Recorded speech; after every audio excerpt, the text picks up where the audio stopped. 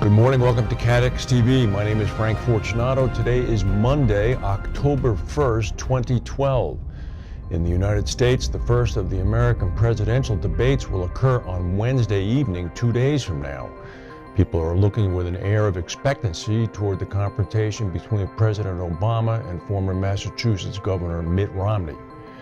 In Japan, Typhoon Jelawat socked the islands, beginning on Sunday, hitting the main island of Honshu with winds of about 112 miles per hour. It's also currently dropping about 3.5 inches of rain an hour. The storm is up in the northern island of Hokkaido now and pulling away to the northeast. A number of flights as well as Shinkansen bullet trains have been canceled. Fortunately, only 2 lives have been lost, but there was massive rain.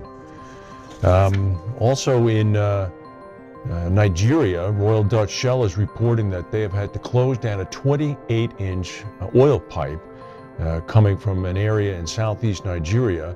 Apparently their indicators began to tell them that something was wrong with the pipe. It later developed that the pipe had been severed, and local Nigerians were in fact siphoning gasoline off from the pipe. An explosion apparently ensued and some 20 people were killed. A number of them were burned alive. The pipe transports about 150,000 barrels of oil a day. Shell produced about 800,000 barrels of oil a day last year in Nigeria. This is a recurring difficulty that occurs in Nigeria often, insofar as people trying to siphon gasoline and oil off the pipes. Meanwhile, in the Dallas, Texas region, a rare spate of earthquakes over the weekend have occurred. The first one was on Saturday night. It was a 3.4 magnitude quake located in Irving, Texas, which is just a little bit north of Dallas. It's a suburb. A few minutes after that, a 3.1 tremor occurred, and then last night a 2.1 magnitude tremor occurred.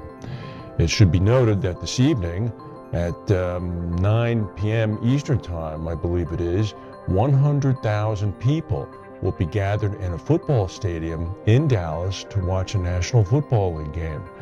It's interesting to think about what the risk management discussions at the NFL are right now. The Financial Times is reporting that Nicholas von Bomhard, the CEO of Munich Re, the largest reinsurer in the world, has begun to call on China to create a public-private partnership that would improve protection against earthquakes for businesses and for people. Mr. von Bomhard told the Financial Times he expected continued rapid growth in the Chinese insurance industry, but he said that only 5% of commercial property policies had any earthquake cover. Swiss Re, the Munich Re's rival reinsurer, recently estimated that out of $157 billion in potential earthquake losses in China, only $15 billion is currently insured. That's an awful big market right there. Mr. von Bomhard spoke about that the Chinese insurance industry is currently growing rapidly. Munich Re predicts it will be the world's second biggest market in the world after the U.S. by 2020.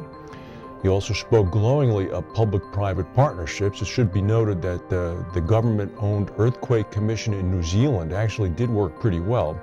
It improved cover by writing insurance for residential property that the industry was unwilling to write.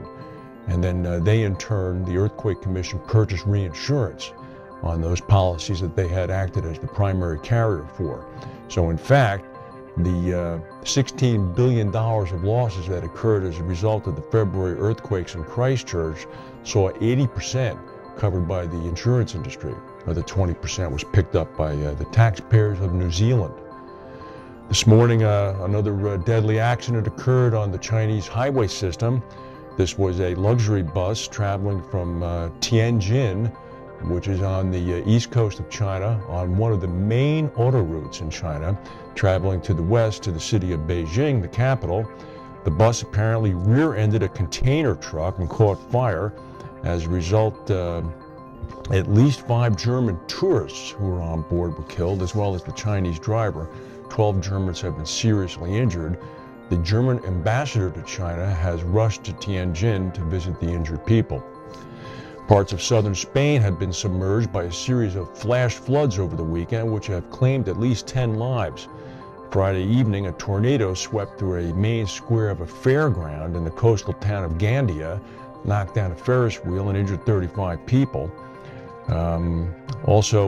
This area is the area of Lorca, which is just beginning to recover from a serious earthquake last year, which ended up killing 9 people. It was the biggest earthquake in 50 years there.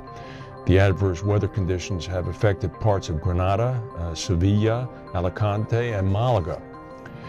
Well, in another example of the interdependency of commercial ties throughout the world, on Sunday, or actually Saturday afternoon, there was a large fire that killed a firefighter at a factory in Japan, just south of Osaka, in the city of Himeji. The plant was the Nippon Shokubai Company plant, and it produces superabsorbent polymer.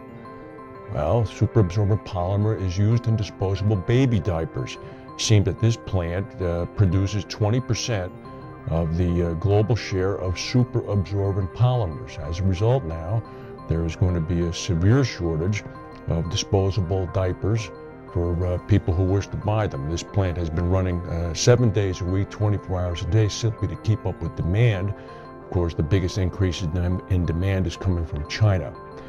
So I don't know if the future market yet, I know the futures market covers gasoline and corn and soybeans and all that.